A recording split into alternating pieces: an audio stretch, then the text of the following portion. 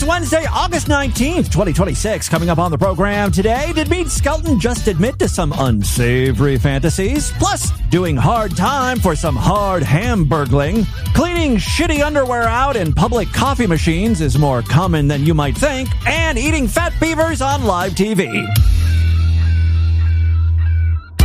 Distorted View Daily proudly presents a customer upset with his mortgage rate.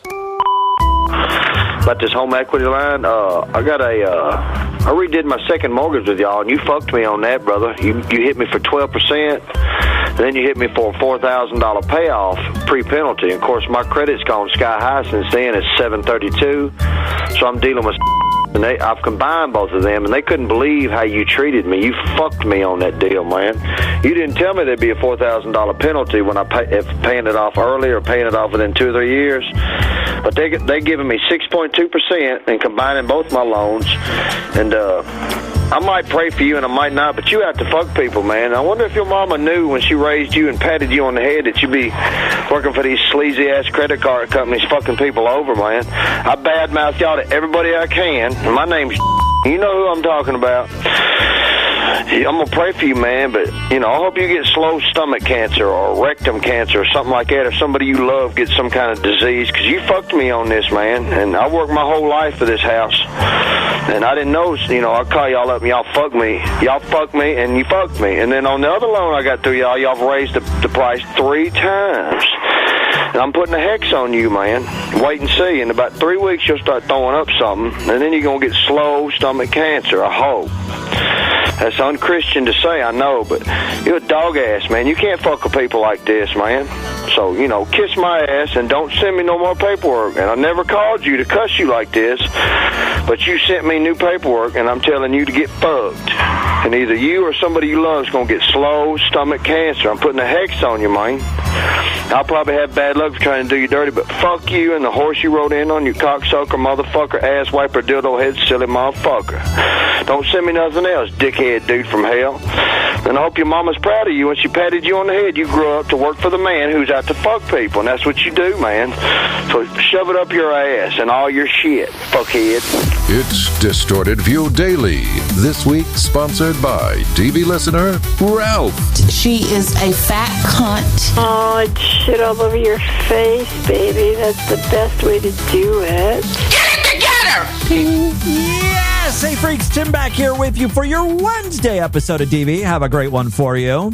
Real quick, I wanted to address something that happened on Monday. Some of you freaks did not get the show in your Apple Podcast feed until very late, like in the afternoon. And I'm still trying to figure out exactly why. I have a hunch. Now, it's kind of hard because there are so many different ways to get the show. For instance, you can copy our feed, right, and then just paste it right into Apple Podcast, and you can get the show that way. But Apple Podcasts also has a directory where you can search for shows right in the app. That's how, the majority of people who use Apple Podcasts get their shows. If that's how you get Distorted View, you're probably one of the people that didn't get the show until the afternoon. That was either due to a technical problem with Apple Podcasts, or, if I could put my tinfoil hat on, there might be a conspiracy here. They're all out to get me. Everyone wants to see me fail. I'm being gang-stalked by Tim Cook. No, it's odd because I can log into my Apple Podcaster account, my admin section, and I can see that show was listed as available. It just wasn't being pushed out to all of my listeners. And I tried to resubmit. I thought, okay, maybe Apple had a glitch or something. So I resubmitted it, and it still didn't go through. Interestingly, the intro to Monday's show featured a stupid little bit where it's the Caldesaville Christian radio station, WGOD. Experience salvation through your ear holes. God Media's Christ FM, Caldesaville Zone, W-O God. And then it goes into the Christian radio announcer basically introducing Tainted Broth. They're now a Christian rock band, and they're doing a cover of that song we've played many times on the show. God hates an F word. And if you're an F word, he hates you too. You know that song? Well, I had Tainted Broth do a hard rock cover of that, and that was the intro to Monday's show. And that was the episode that refused to be published and sent out to my listeners until the last thing I tried was I just took out that entire intro to the show. So it went from my little tease, coming up on today's program, blah, blah, blah, blah, blah, blah, blah, and then right into the DB theme song. And that was the version that was ultimately published and sent out.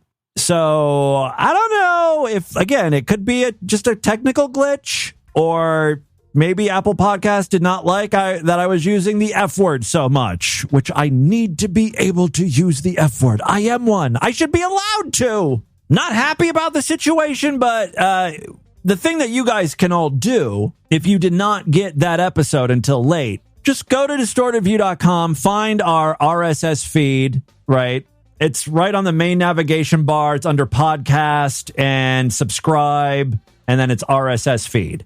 And then just copy that URL. It's basically it's easy. It's distortedview.com/feed. And you just copy and paste that into Apple Podcast as a new feed, and then you'll make sure to get the episode of the show, whether Apple wants you to have it or not. Now, because it sucks, because when I started Distorted View, it was before Apple Podcast was even a thing. And so I've been with Apple Podcasts since the beginning, and like half of my listeners are subscribed that way. So I immediately knew something was wrong when I was looking at my daily stats. I'm like, why are so few people listening today? What the fuck is going on? So it's very concerning, but hopefully that was just a one-time issue. We shall see. As you heard, though, at the top of today's show, like on Mondays, we've got a sponsor. Rod or Pay, refresh our memory. Who is the kind soul? My favorite freak who is sponsoring an entire week here? TV listener Ralph. He is a fine freak and an awful brother. He wants you to prank his sister. Why exactly? Who knows? It's not like she did anything to him. He's just a big dick.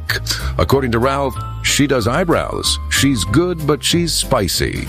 He also would like you to get Brad Carter involved with these pranks. Yes. You mentioned that on Monday when we first announced that Ralph would be sponsoring the entire week of shows. And look, you guys got to understand, when it comes to prank phone calls, there's a lot of variables. A lot of things can go wrong. Most notably, they could just not answer the phone.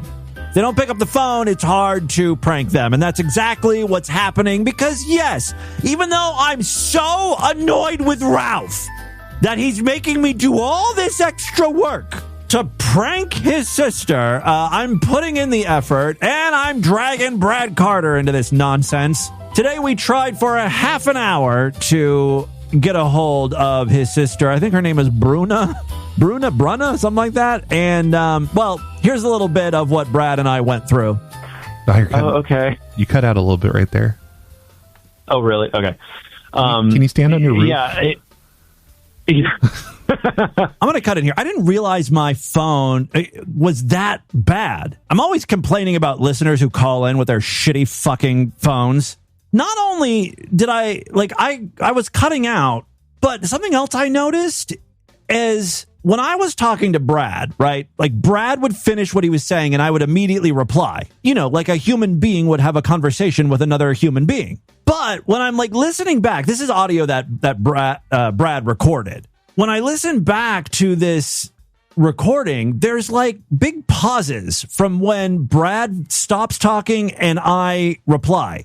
And it kind of makes me sound like I'm not paying attention or not interested. You know what I mean? It's just really weird that's not how it happened in real life. It's very bizarre. I can stand by window. Maybe that'll give me better reception. Okay, it's really fine. I'm nitpicking because I don't know.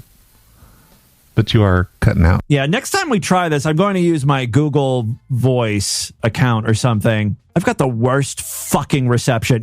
When we had that storm and, the Wi-Fi was down, I had to rely on goddamn stupid T-Mobile service, and I couldn't use it in the house. I had to go walk to the end of the street. I think we tried 5 or 6 times to get a hold of Bruna here. Well, the good thing is you recorded this, right? So we have proof that we Your tried. call has been forwarded to voicemail. That's... Oh, hold on. So, like, no taxis on the sponsorship money. Yeah, that's It's true. not our fault. We did our best. Maybe you can just say hi to the... Can you say hi to the sponsor and I don't know... Well, do I apologize? Not apologize, but just let them know we tried. Do I still get my cut of the sponsorship for... Absolutely. Okay. However much you think this is worth. I'm very sorry, sir, that sponsored.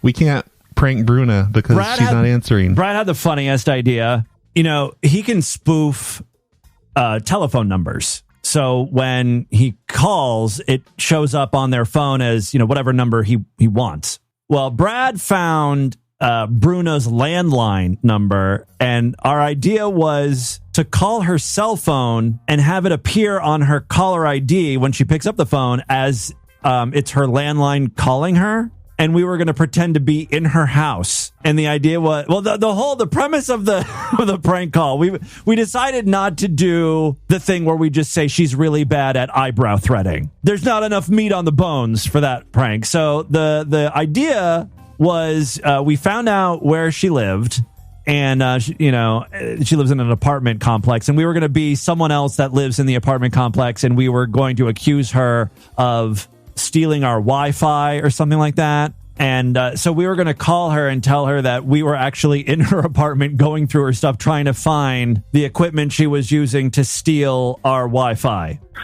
Which is crazy. That can't be real. Oh, wait, yeah, we could try the landline. I was going to say, let's call the landline. Let's call her cell phone from her landline. That would confuse her. Yeah. Like, we're in your house. We're trying to find your hacking equipment.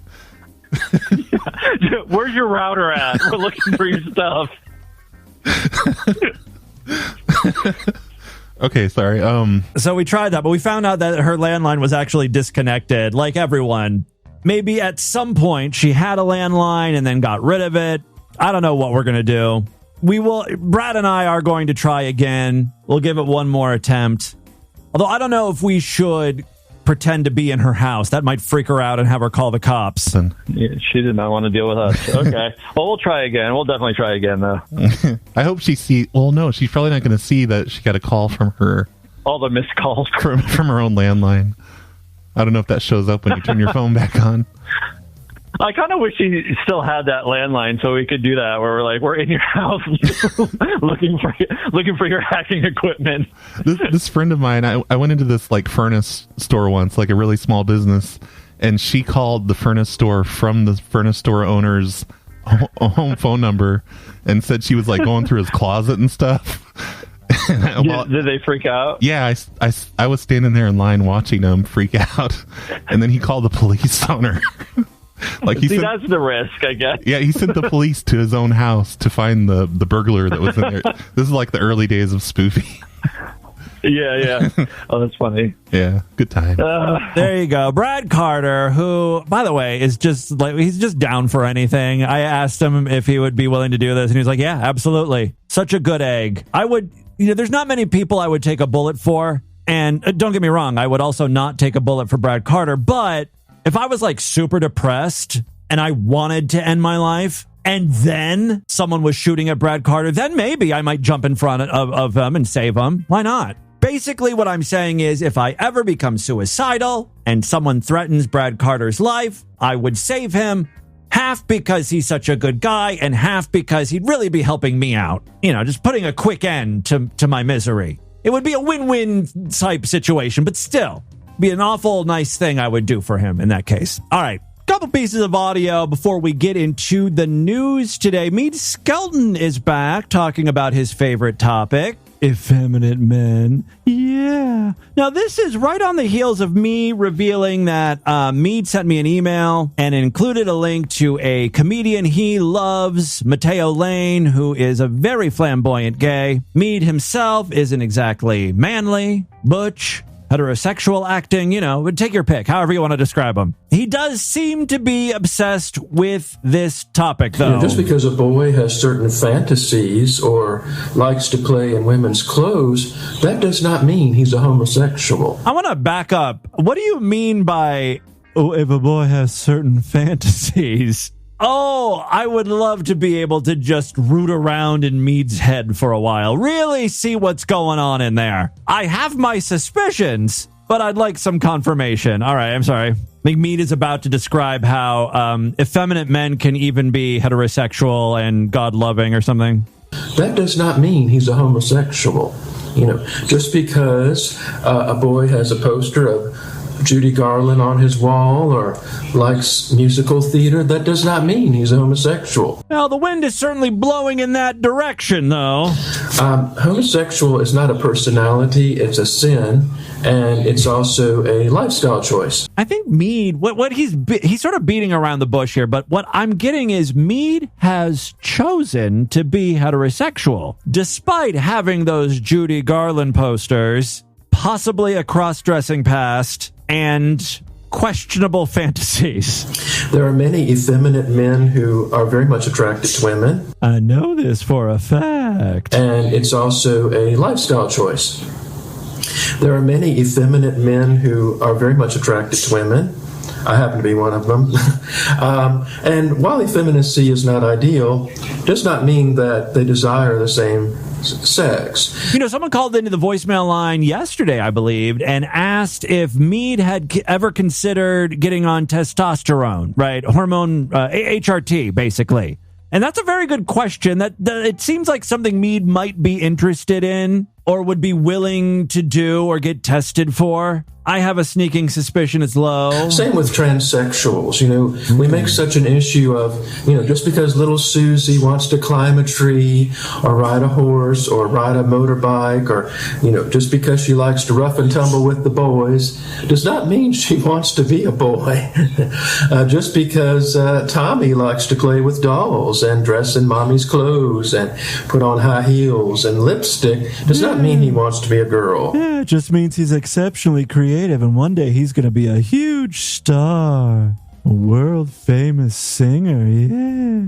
Well, for some reason, this does appear to be Mead's favorite topic. He can't shut up about it. I'm sure that means absolutely nothing, though.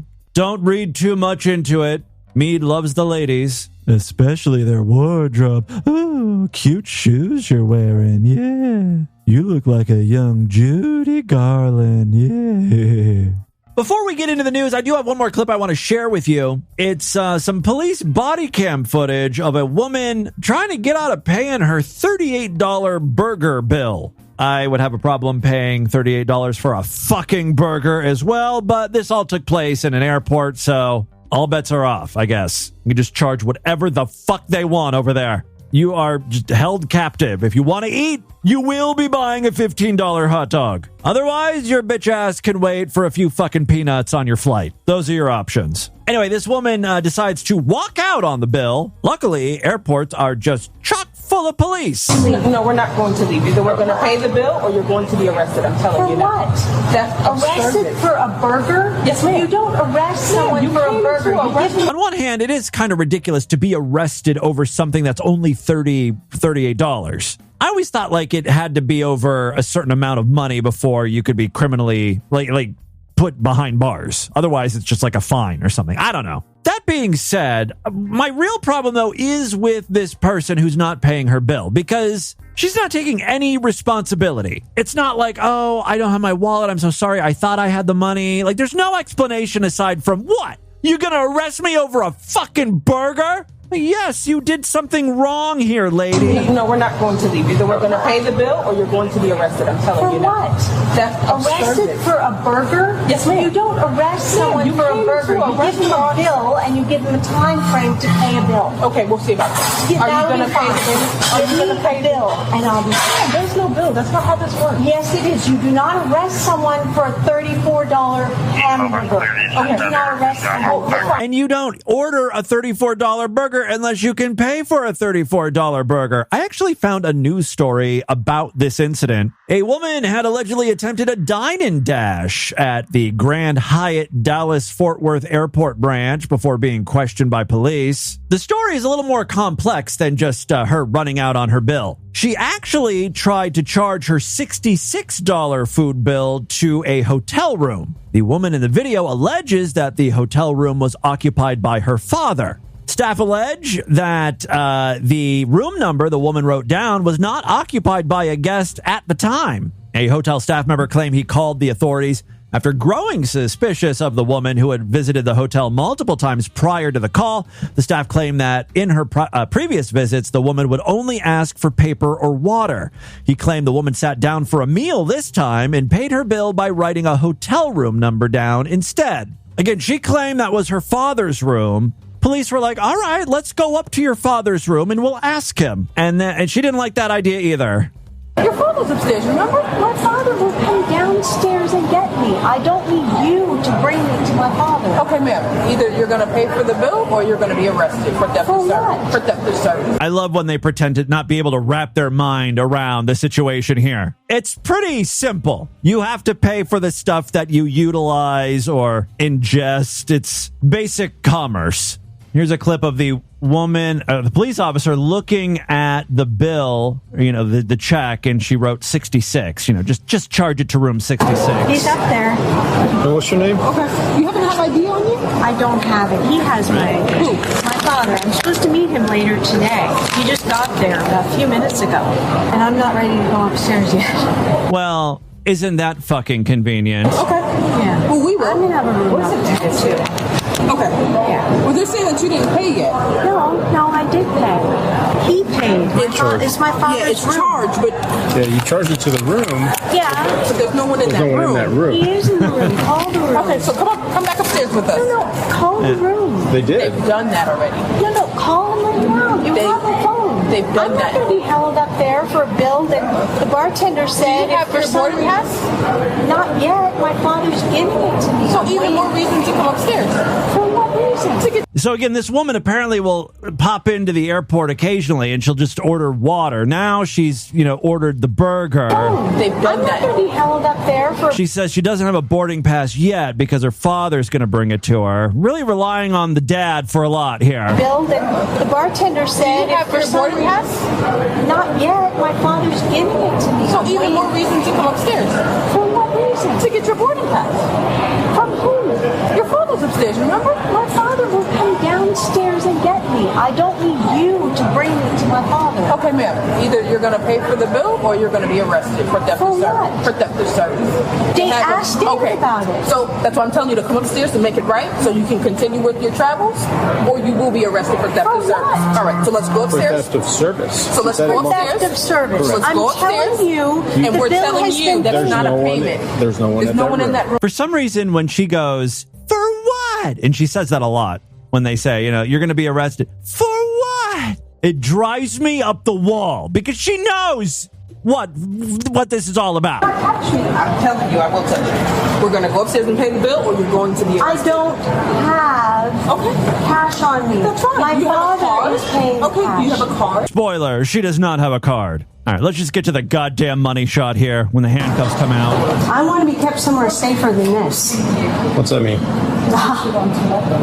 I am a god. You hurt me with my arm and you're going to be punished. I'm sorry, did I just hear that she said, I am a god? I am a god. Ooh, the real crazy's coming out now. Punished. I'm going to hold on to your arm because you're acting erratic, and I want you to calm down. I'm not erratic. And walk with us, okay? I'm a woman. Potato. Freaks, please remind me to release I'm Not Erratic, I'm a Woman t-shirts in the DV store this year. I think they're going to be big sellers. Going to have a whole line of merchandise. Yeah. Yeah, I'll sit when I'm ready to sit. Thank you. I'm a lady. Have a seat. I'm a lady. Have a seat. I'm a lady. Even more reason to sit. Have a seat. Thank you.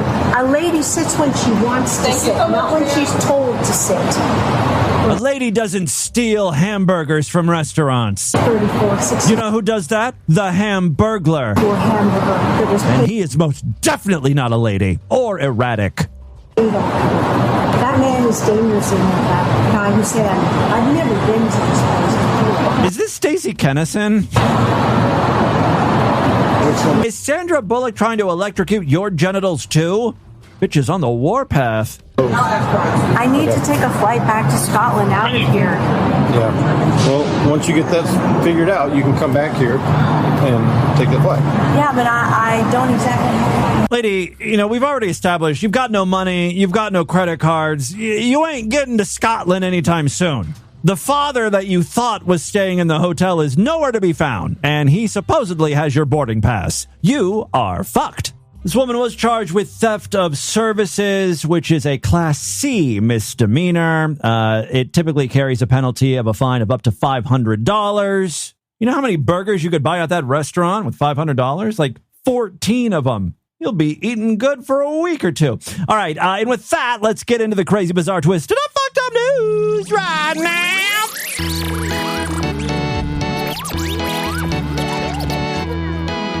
Well, I could sure use your help. If you're not yet a Sideshow member, do the right thing. Become a true and honorable freak today. Just go to distortedview.com. All major credit cards and PayPal accept it. We got monthly, quarterly, semi-annual, yearly, and lifetime subscription options. So something that'll fit into your budget. Every budget.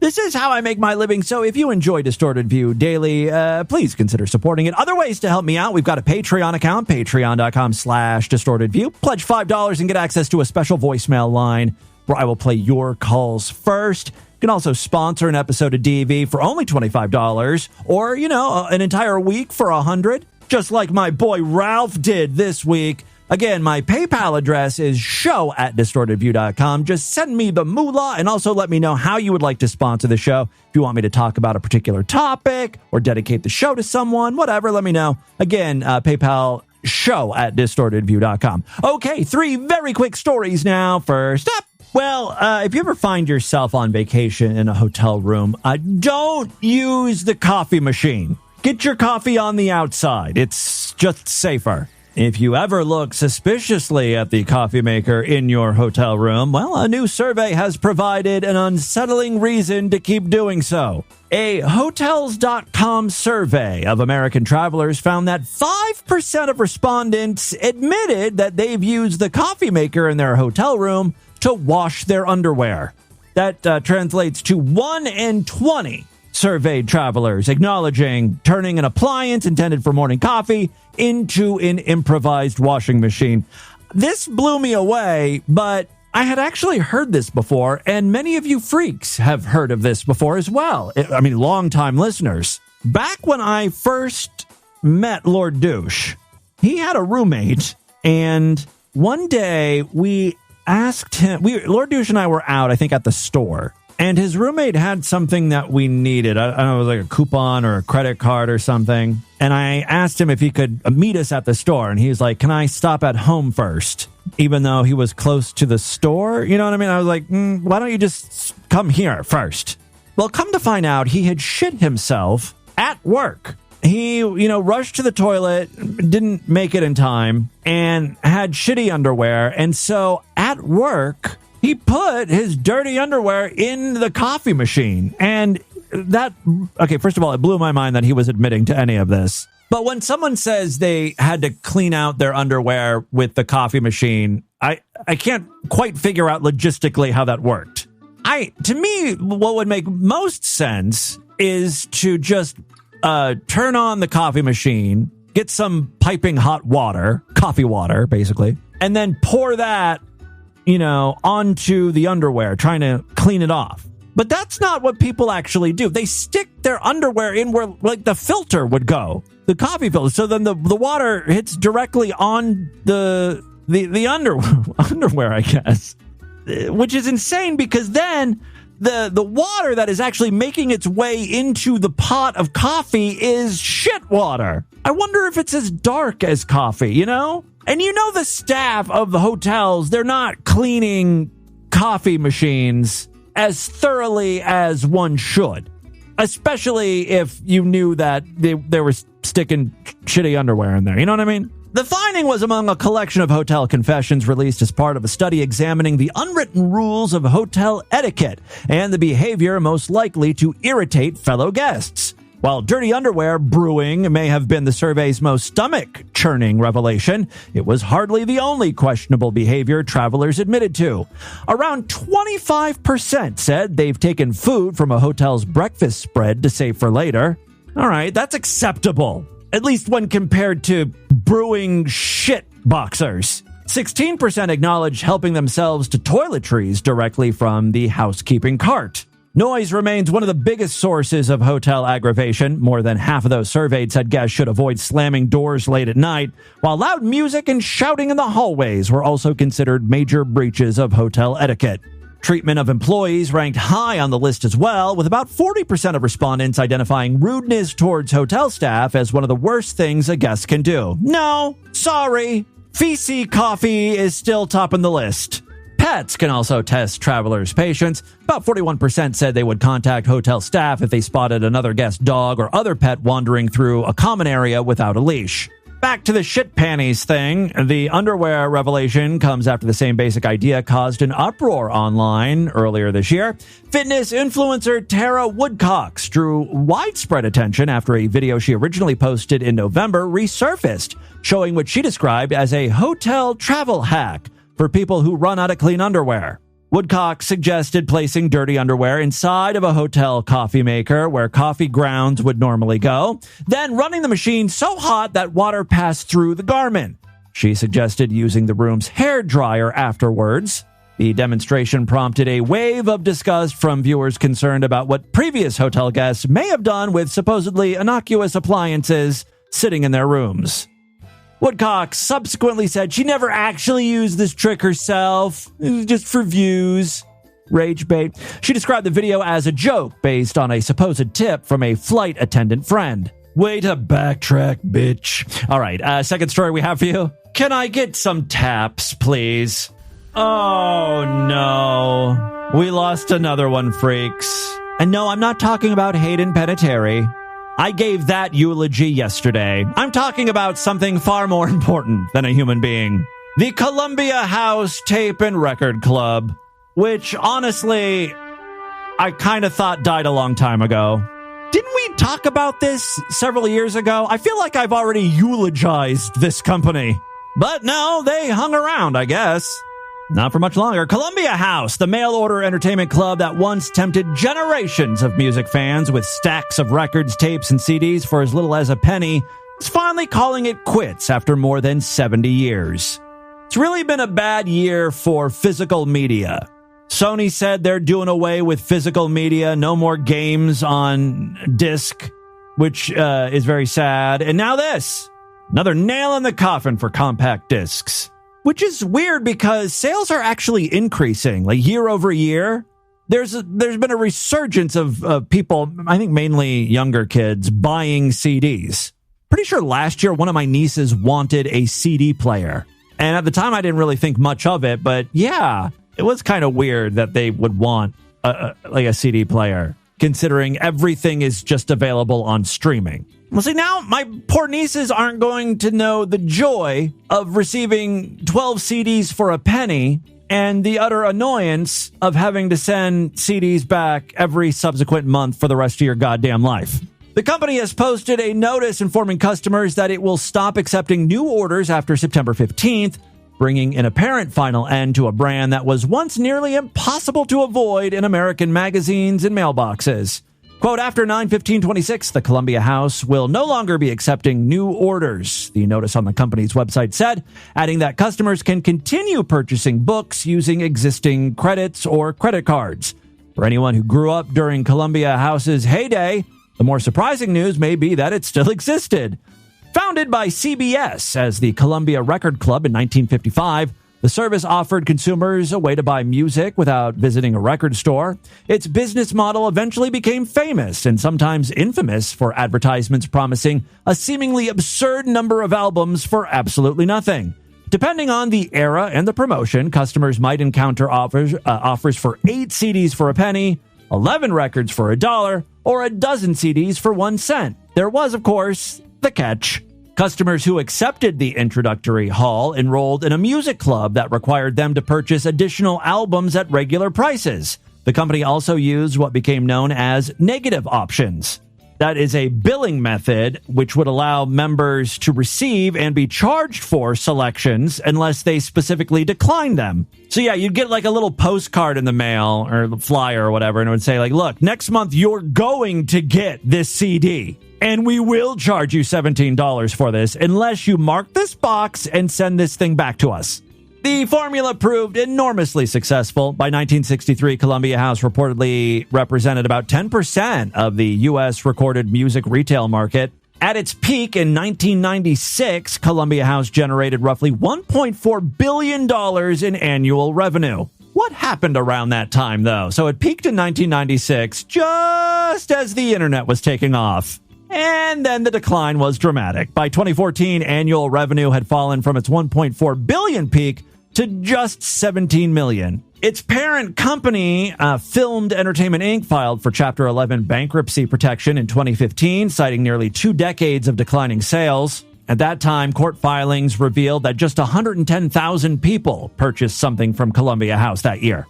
It was acquired by a different company, and then it just kind of continued as a small business.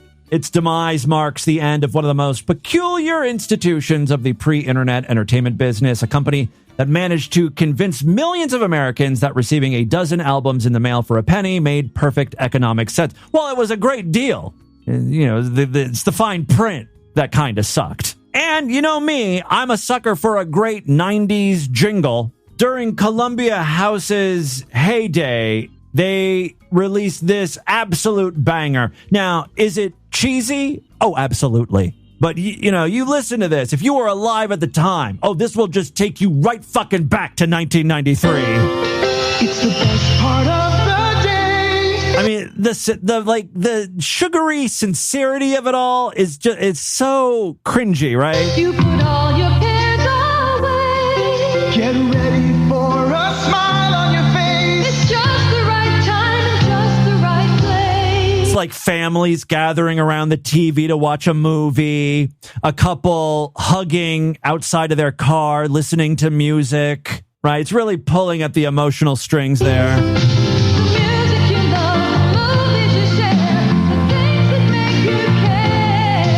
All right. So right there, so far we've just got super sweet yet cheesy emotional crap, right? This next part drives me crazy. They start talking about themselves, right? Here's what Columbia House is going to do for you. Keeping value high, we'll serve you so our relationship will grow and grow.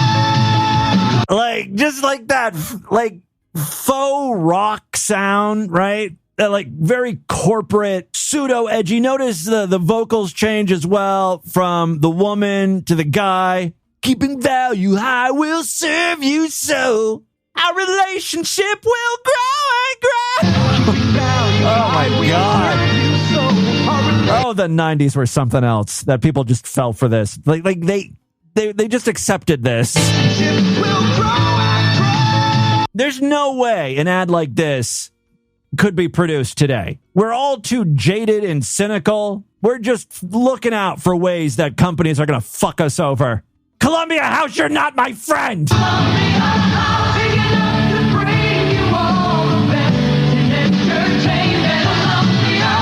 Look for special Columbia House offers this month in selected magazines, newspapers, and your mail.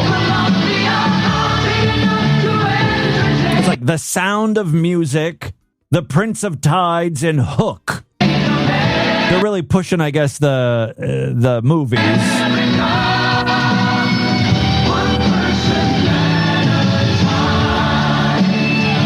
Columbia House, one person at a time. Rest in peace, Columbia House.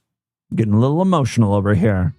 It's kind of sad. My eulogy for Columbia House was way more heartfelt than my eulogy for Hayden Panettiere. I was pretty much like, she was a drug addict in recovery. Can't say I'm that surprised. I'm just an asshole. Sorry. Final story we have for you today. Got a bit of a news bloopy here from a local television station. A Detroit TV anchor struggled to keep it together during a live morning broadcast after a perfectly legitimate conversation about wilderness survival took an unintentionally suggestive turn. Ryan Armani, co-anchor of Fox 2 Detroit's Good Day Detroit, dissolved into laughter Thursday as colleague Dina Centafanti, discussed the History Channel reality series Alone, in which contestants attempt to survive in remote locations by finding their own food. The conversation turned to the animals contestants hunt and trap, including beavers. That's what sent the anchor into a giggle fit, and I've got the audio here. If you can provide yourself with food,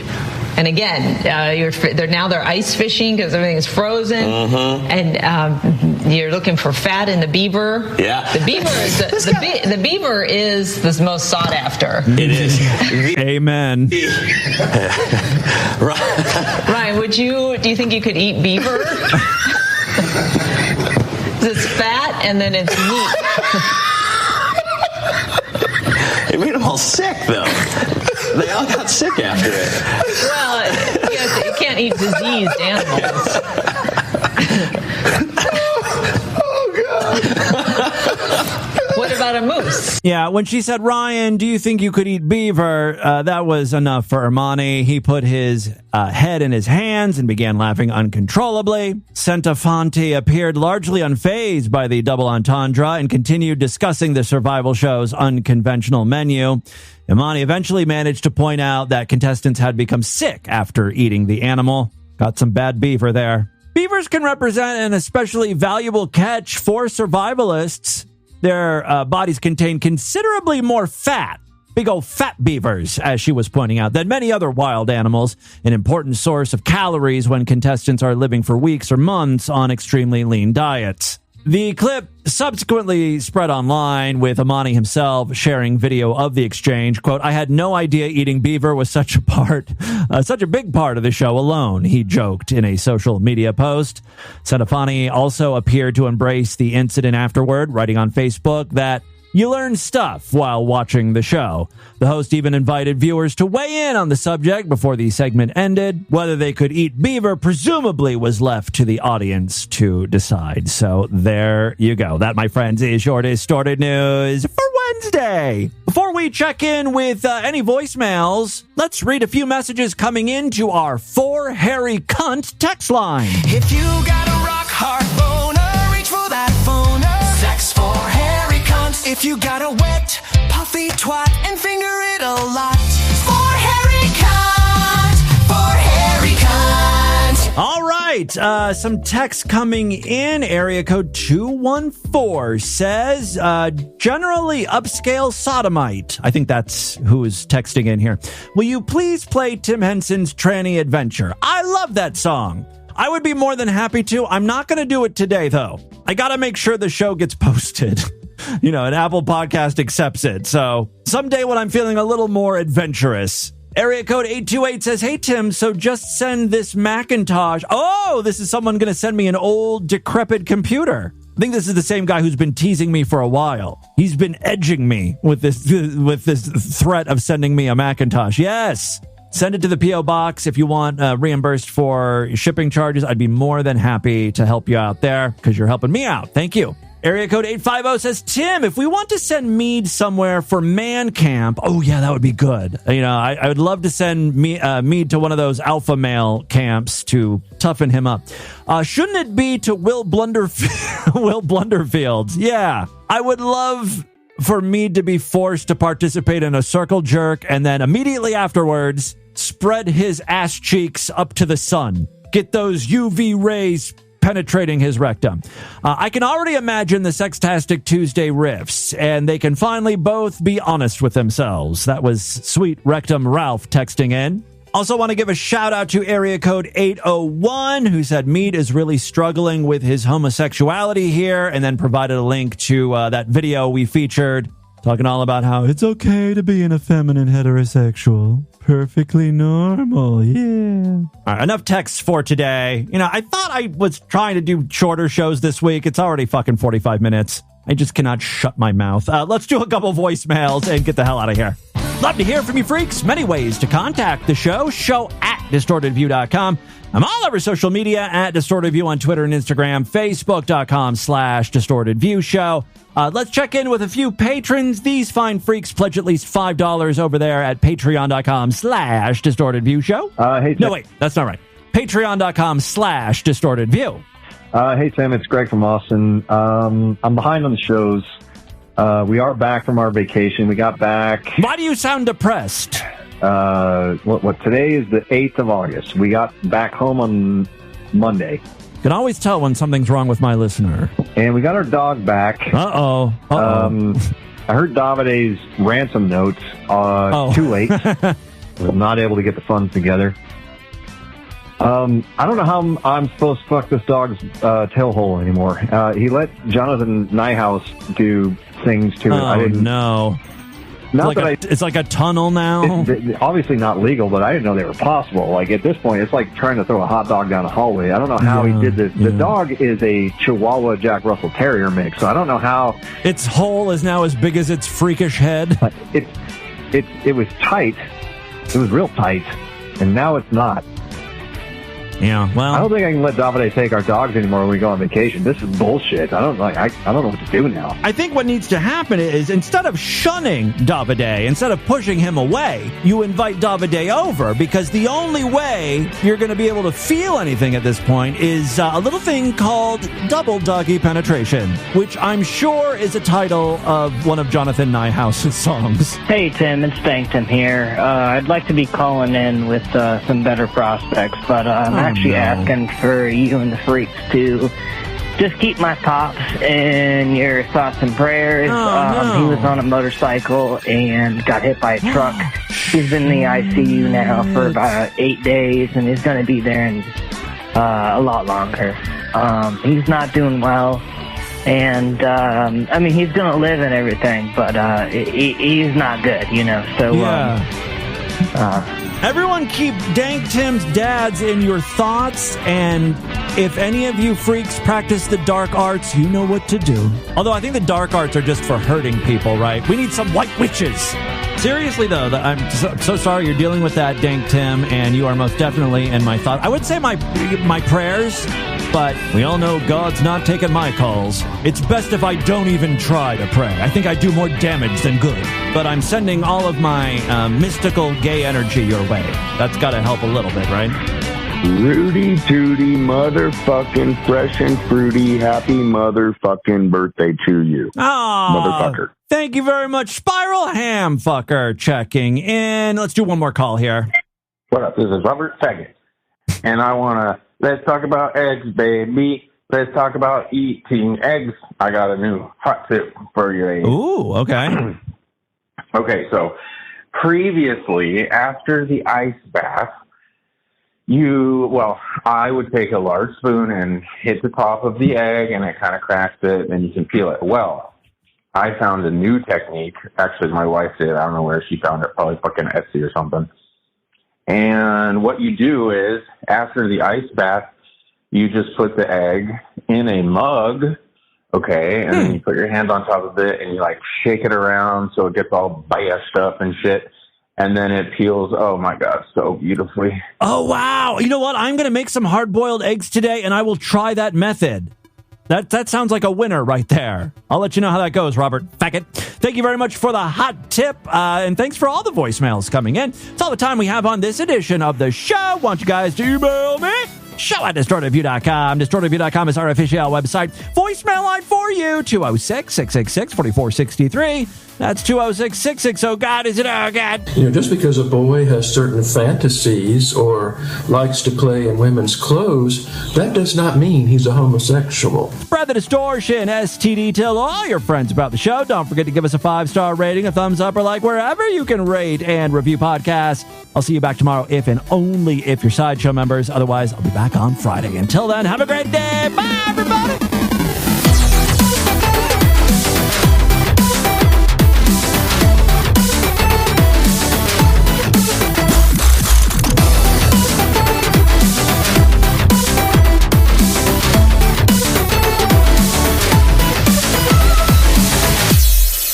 Here's the next guy. Older, perverted, queer pig looking for like-minded men to explore mutual depravity. Top and bottom mean nothing to me. Masculine, raunchy, or taboo scenes get me going. No morals, no limits. This has been another excellent podcast from the Scribe Media Group. Learn more at scribe.net.